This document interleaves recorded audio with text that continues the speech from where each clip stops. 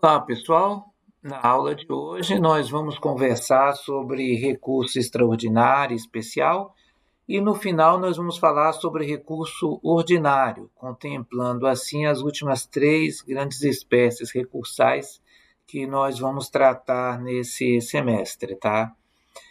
Daremos rápidas pinceladas sobre cada um desses recursos, seus pressupostos, requisitos, forma de peticionar. Vamos lá. Recurso extraordinário. Ele está previsto no 102 da Constituição Federal. Diz o seguinte: compete ao STF, a guarda da Constituição, cabendo, no inciso 3, julgar, mediante recurso extraordinário, as causas decididas em única ou última instância, ou seja, são causas decididas em única instância ou última instância, quando a decisão recorrida. Tá. A. Contrariar dispositivo da Constituição, declarar a inconstitucionalidade de tratado ou lei federal, julgar válida lei ou ato do governo local em face da Constituição, julgar válida lei local contestada em face de lei federal. Tá? Primeira coisa que chama a atenção aqui é o inciso 3. Ele fala em causas decididas, em julgar causas decididas em única ou última instância quando a decisão recorrida. Aí elenca as hipóteses. Ele não fala em decisão de tribunais, ou tribunais de justiça, ou tribunais regionais federais. Então, isso aqui abre ensejo, e amplamente admitido, a interposição de recurso extraordinário contra decisões da turma recursal. Então, é bom fixar esse ponto. Não cabe recurso especial de decisão da turma recursal, porque o recurso especial, tá aqui, ó, ele fala em decisões de tribunais regionais federais, tribunais de estados e Distrito Federal. Mas o recurso extraordinário não. Então, contra as decisões da turma recursal, que é aquele órgão colegiado que julga recursos dos juizados especiais, cabe recurso extraordinário, mas não cabe recurso especial, tá, pessoal? A ideia do recurso extraordinário é manter a uniformidade da interpretação constitucional. Então, quando você alega que a decisão recorrida em extraordinário violou a Constituição, você tem que demonstrar essa violação, e esse é um dos pressupostos, tá? Quando declarar inconstitucionalidade face à Constituição Federal de tratado ou lei federal, julgar válida a lei local contestada em face de lei federal e julgar válida a lei ou ato do governo local contestado em face da Constituição. O recurso especial dirigido ao STJ, lembra, o recurso extraordinário ao Supremo, o recurso especial ao STJ. O objetivo dele é manter a uniformidade do direito infraconstitucional, enquanto o STF, pelo extraordinário, uniformiza o direito constitucional, o STJ uniformiza o direito não constitucional, o infraconstitucional, tá? Então, diz o inciso 3º do artigo 5, julgar em recurso especial as causas decididas em única ou última instância, aí aqui ele diz os órgãos, pelos tribunais regionais federais, pelos tribunais de justiça dos estados, do Distrito Federal e territórios, quando a decisão recorrida. Então, não cabe recurso especial contra a decisão de turma recursal dos juizados, porque a Constituição fala expressamente em tribunais. Aqui no 102, que trata do recurso extraordinário, ela não fala em causa de tribunais, então cabe recurso extraordinário de decisão de turma recursal. E qual é o fundamento do recurso especial? Quando contrariar tratado ou lei federal, julgar válida lei ou ato do governo local contestado em face de lei federal, julgar válido ato do governo local contestado em face de lei federal, der a lei federal interpretação divergente da que lhe haja atribuído outro tribunal, ou seja, todas essas hipóteses, elas trabalham com a uniformidade da interpretação do direito federal. Então, recurso especial, uniformidade da interpretação do direito federal ou infraconstitucional, recurso extraordinário, uniformidade da interpretação do direito constitucional. Tá. Aqui vamos avançar mais especificamente sobre esses dois recursos. Sobre a interposição do recurso. Onde ele é interposto? Ele é interposto perante o presidente ou vice-presidente do tribunal recorrido, tá?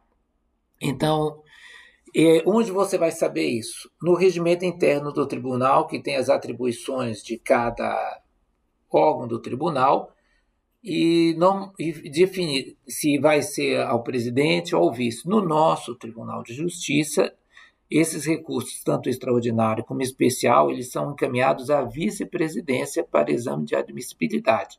Nos outros tribunais também é assim. Os tribunais grandes têm 3, 4 vice-presidências, vai para uma delas, tá?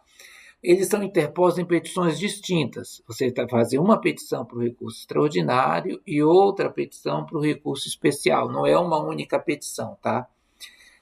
Vai expor o fato e o direito, vai demonstrar o cabimento e as razões de pedido de reforma e invalidação, tá? Pessoal, o que vocês devem gravar? Matéria de direito e de fato, ela é apreciada no primeiro grau pelo juízo, quando faz a instrução do processo, resolve o litígio. Ela é devolvida, matéria de fato e de direito, ao tribunal para reanálise tanto da prova como do direito, mas para os tribunais superiores, seja em recurso especial ou extraordinário, a matéria de fato ela não vai. Você encaminha somente a matéria de direito, a discussão jurídica, ou por violação à Constituição ou violação ao direito infraconstitucional. Tanto o STF como o STJ, eles não vão reanalisar a matéria fática, tá? Então, quando você for demonstrar a hipótese de cabimento, fazer a fundamentação do seu recurso, você não deve reanalisar a matéria de fato, não diretamente. Você deve trabalhar com a interpretação das normas jurídicas aplicadas ao caso, ok, pessoal? É importante vocês entenderem que não há acumulação formal entre recurso especial e extraordinário, tá? As petições devem ser autônomas em razão das competências distintas, tanto do STF, questões constitucionais, quanto do STJ, em questões infraconstitucionais. Outra coisa, pessoal, é importante, o volume que chega de processo nesses tribunais superiores é gigantesco. Então, é muito importante manter a clareza na exposição dos fatos, tá? A clareza nos fundamentos recursais, dada a complexidade da matéria e o caráter seletivo do juízo de admissibilidade. Tá? A prova do dissídio jurisprudencial, aqui nós temos exigência do dissídio, o que é? É divergência na interpretação dos tribunais à norma federal. Como é que se comprova? Certidão, cópia ou citação de repositório oficial credenciado, inclusive eletrônico, e reprodução em site confiável com menção às circunstâncias de similitude, a similitude entre aqueles casos e a divergência entre o julgado, tá? Pessoal, olha, é importante vocês entenderem que a divergência não pode ser afastada com fundamento genérico, ela precisa ser justificada. E é importante enfatizar que o dissídio deve ser específico, atual e verossímil, demonstrando o confronto entre o acórdão recorrido e outros julgados. Deve ser de forma clara, não assim genérico. Divergiu do julgado abaixo. Não, você tem que dizer por que divergiu, qual o fundamento da divergência, qual o ponto da divergência, porque a diferença entre o êxito e o fracasso está no seu esforço de fundamentar bem seu recurso, tá? Exige, então, identidade das premissas fáticas e jurídicas do recurso interposto, tá, pessoal? Vício formal e suspensão nacional, tá? O STJ e o STF podem suspender processos nacionalmente por IRDR. IRDR é incidente de resolução de demanda repetitiva, tá? E é importante aqui, pessoal, enfatizar o papel da segurança jurídica e eficácia sistêmica da nossa legislação, e que o objetivo desses recursos é garantir justamente a segurança jurídica, evitar decisões divergentes em hipóteses diferentes ou decisões diferentes em tribunais diferentes sobre os mesmos fatos, tá? Então, manter uma uniformidade da interpretação do direito em âmbito nacional. Efeito suspensivo, tá? O que é o efeito suspensivo? Nós já vimos, é suspender a eficácia da decisão recorrida. Esse pedido pode ser feito ao Tribunal Superior, antes da distribuição, ou ao relator se já distribuído, tá? Também pode ser feito ao presidente ou vice-presidente do tribunal de origem, o presidente do tribunal recorrido, que vai fazer o juízo de admissibilidade, se sobrestado ou antes da admissibilidade. Então, nós temos o seguinte: antes da admissibilidade, você vai endereçar esse pedido ao tribunal de origem, ao julgador competente para apreciar a admissibilidade, que normalmente é o vice-presidente, e se já tiver no Tribunal Superior, antes da distribuição ao próprio tribunal, ou posterior ao relator, se já distribuído. Aqui nós temos a admissibilidade. A petição é recebida, a intimação para contra-razões, dentro do âmbito do tribunal recorrido, decisão do presidente ou vice do tribunal recorrido sobre o juízo de admissibilidade desse recurso. Ele pode negar seguimento, precedentes, em razão de precedentes vinculantes ou ausência de repercussão geral da questão, remeter ao órgão julgador para juízo de retratação. Quando ele verifica o fundamento, ele remete ao órgão julgador para eventual juízo de retratação, que pode ou não ocorrer, sobrestar matéria repetitiva pendente, tá? Selecionar como representativo da controvérsia e admitir remeter ao STJ ou ao STF, tá? Pessoal, isso aí funciona como um filtro, são camadas de um filtro para racionalizar o recurso e evitar sobrecarga aos tribunais superiores, tá? E esse juízo de admissibilidade ele também vai ser exercido no Tribunal Superior, então ele é duplo. Recursos conjuntos, interposição simultânea de recurso extraordinário e especial, mas mesmo quando ocorre essa interposição simultânea, são em petições separadas, fica bem claro isso, petições separadas. Havendo interposição de recurso extraordinário e RESP contra o mesmo acórdão, os autos vão ao STJ, após o julgamento do recurso especial, eles seguem ao STF, se não tiver prejudicado o recurso extraordinário, havendo prejudicialidade, remessa antecipada ao STF. Vamos aqui, conversão do recurso. O STJ pode conhecer da questão constitucional e remeter ao STF com prazo para repercussão geral, e o STF pode reconhecer no recurso extraordinário ofensa reflexa e remeter ao STJ a questão para análise.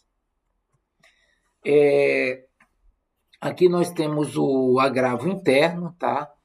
Contra a decisão proferida pelo relator, cabe agravo interno para o respectivo órgão colegiado, observadas quanto ao processamento as regras do regimento interno do tribunal, tá? Isso aqui eu já tratei na outra aula, tá? Aqui nós vamos voltar para o julgamento no Tribunal Superior, STF e STJ julgam aplicando o direito ao caso concreto, tá? E se o recurso admitido for apenas um fundamento, os demais podem ser reapreciados. Repercussão e agravos, agravo interno e agravo ao Tribunal Superior por meio de impugnação de decisões negativas de admissibilidade ou de aplicação de precedentes. Recurso ordinário, pessoal. Chegando aqui o recurso ordinário, é importante lembrar que ele tem natureza híbrida, tá? Ele se interpõe no TJ ou TRF, mas é julgado diretamente nos tribunais superiores sem necessidade prévia de admissibilidade pelo tribunal recorrido, ao contrário do recurso especial e do recurso extraordinário, tá? Quando é cabível, decisão denegatória de habeas corpus ou mandado de segurança, que são ações constitucionais, proferida em única instância pelos tribunais, veja bem, pelos tribunais. Então, cabe recurso ordinário de decisão denegatória de habeas corpus ou mandado de segurança proferida por turma recursal? Não. Tá? Causas decididas em única instância pelos tribunais regionais federais ou tribunais de justiça, quando a decisão for contrária à Constituição ou a tratado ou lei federal. Competência para julgamento, STF, quando envolver violação à Constituição Federal, STJ, quando envolver tratado ou lei federal. Procedimento do recurso ordinário, interposto no prazo de 10 dias, dirigido ao presidente ou vice do tribunal recorrido. A petição deve conter exposição dos fatos do direito, demonstração do cabimento, fundamento do pedido de reforma ou da decisão. Tá? Contra razões de juízo de admissibilidade por analogia ao artigo 1030, recebida a petição, o recorrido será intimado para apresentar contrarrazões em 15 dias. Os autos são remetidos ao tribunal competente, STF ou STJ. Não há juízo de admissibilidade prévio na origem, salvo verificação de requisitos formais evidentes, como intempestividade, preparo quando necessário. Julgamento no Tribunal Superior. O tribunal competente julga aplicando o direito ao caso concreto, podendo manter a decisão recorrida, reformar ou anular a decisão total ou parcialmente. Era isso, pessoal. Muito obrigado e vamos para a próxima